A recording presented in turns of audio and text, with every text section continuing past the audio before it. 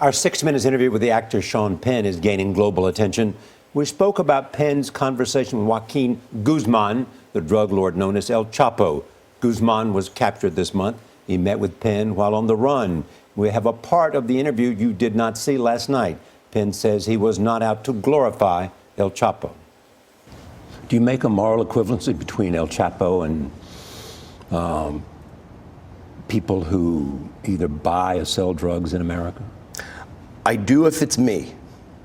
I don't make that judgment for everyone else, but I wouldn't go so far as to buy or sell drugs. So he's no better than you and no worse than you. I say I can't make him worse than me if I'm not out there doing everything that I can to get a conversation going on the way in which we prosecute that war. Do you believe that part of the reason there's such a controversy about this is that because people appreciate the nature of the man and what he has done and the empire he has created and the ravages that the product that he sells across the border has done to a society?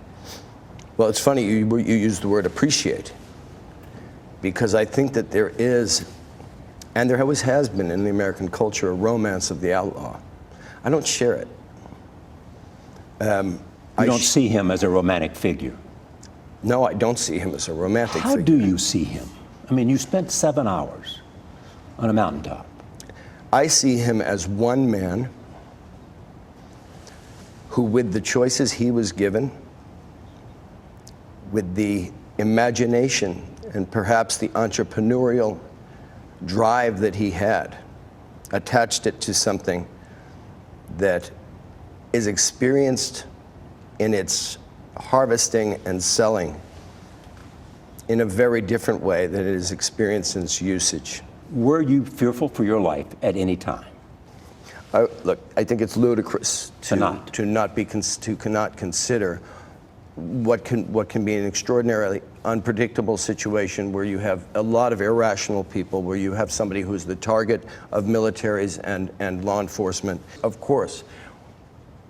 But look, I don't know how to fly an airplane, man. And every time I get on the plane, I'm relaxed. I don't know if those two guys up front are gonna have a heart attack and this big bird's gonna fall out of the sky.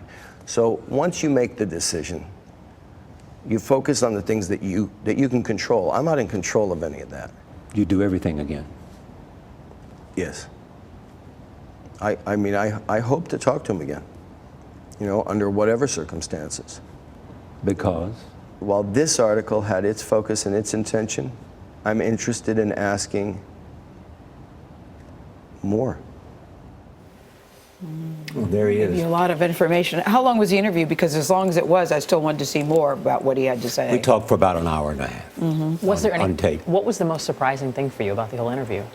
It's hard to say because there were so many things. I mean, I was surprised that what he said about the Mexican government. You know, he believes, he doesn't believe that his trip there had anything to do with the recapture, because he believes that he was under surveillance all along, and that El Chapo was under surveillance before he arrived. And I also thought it was interesting last night, Charlie, when he said he was stunned that he even talked to them. He did not think that was going to happen.